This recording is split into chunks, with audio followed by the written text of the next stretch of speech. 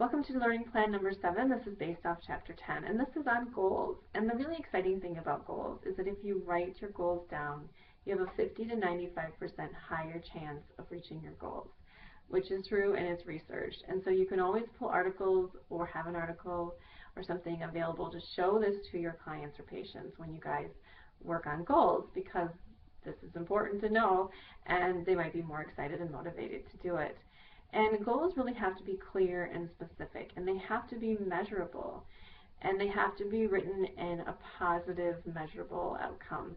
And so, for an example, if you would want to use I will drive the speed limit 50% of the time as a goal versus writing I will only speed 50% of the time, or I will speed 50% of the time. So you want to write it in more of the positive language.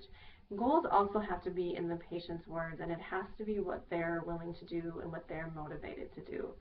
And especially with goals, this is where, as a clinician, you do not want to have extremely high expectations with your patients. You really want to see what they come up with, because sometimes if you come up with something that's a little bit more out of their reach at the time, they might feel obligated to write that down, or that they feel like they can't reach that, and so then they feel like they're just being set up to fail. So you really need to listen to what their goals are and to understand the concept of baby steps, and allowing patients that they really need to take very, very small steps with goals and treatment planning. And to understand that if you think that the goal is for someone to get their GED, maybe we need to write it into the fact that they just need to pass their English test for their GED and to start there. Sometimes we write goals too big, and that can really set up our patients for failure and to feel like they're not being successful, or it's unrealistic or unreachable. So really look at baby steps when it comes to goals.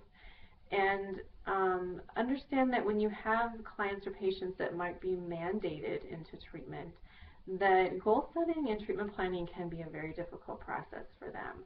And so you really have to find a way to help them buy in to the fact that this is actually going to help them, and regardless of being mandated into treatment, that they do have some control, and that what is in their control and what isn't. And so they might have to be there, but what you work on while they're there is in their control.